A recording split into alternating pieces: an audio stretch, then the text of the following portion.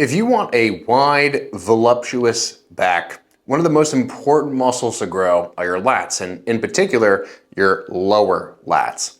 And in this video, I'm going to tell you the #1 mistake that you're probably making when it comes to lower lats and how to fix it. It's actually pretty simple, pretty straightforward.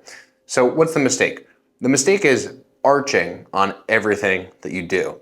Typically speaking, when it comes to pull downs and rows, the common lure is, chest up, shoulders back. And what this really does in the context, let's say, of a pull down, is it turns a pull down, which is supposed to be a vertical motion up to down, into more of a horizontal motion forward to backward.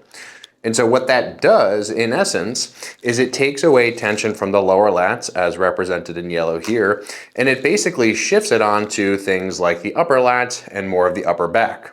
Thinking rear delts, teres major, the rhomboids to some degree. So when we're thinking about what the biggest mistake is in terms of targeting this guy, it's really just not actually doing vertical motions.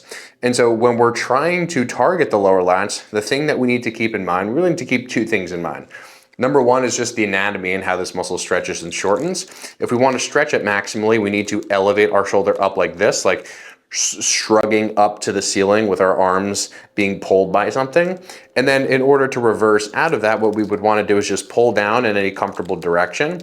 And once we get there, we want to make sure that we continue to kind of reverse that action with the shoulder almost driving downward into the pocket. We don't want to drive backward, because the second that we start to pull backward, now we're going to take tension away from the lower lat. So this whole arching business is basically going to move us away from something that is vertical, and it's going to move us more towards something that is effectively horizontal. That's what tipping your torso backward does. So what's the solution to this? Well, it's to keep these things, called your abs, on throughout the entire range of motion. So here what I'm going to kind of demonstrate is two different variations, a wide pull down and a narrow pull down. You can make this work for the lower lats in either context. Both variations are great. I would say, however, though, if you're struggling to feel your lats, definitely start with the narrow grip. The narrow grip is going to be harder to screw up, and it's also just going to put your lats in a little bit of a better, more leveraged position to work throughout the entire range. So you could do something like chin grip pull down like I'm doing here, where you're just keeping your hands narrow, your elbows are starting in front of your body. And before you start to pull down, you want to get a little bit of an exhale, draw the front ribs down, and basically hold them there as you drive the elbows down. This is going to be humbling for many of you, because you're used to just basically arching and pulling backward like it's almost some kind of version of a row, okay? So to minimize that, again, keep your abs on. Imagine staying sort of in that exhaled position the entire time, and just drive the elbows and the shoulders toward the ground. Now you can also do this with a wider grip. The problem, however, with a wider grip is that it's a lot easier compared to the narrow grip to actually start to pull really, really far away from the lower lats, right? Because the second that you start to lean your trunk backward like this and make it more of a horizontal thing, all of a sudden you're basically doing like an upper back high row type of motion.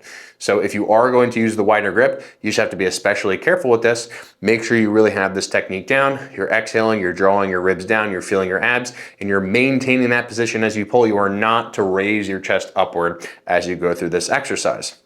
One thing I will say, if you're struggling with either one of those two options in terms of the two arm options, is using a single arm will make this a lot easier. And the reason it's going to be easier with one arm is just because that single arm is going to be roughly half the load that you would be using with two arms. And so it's actually going to be easier to kind of stabilize and hunker down on one side of your body as compared to both of them.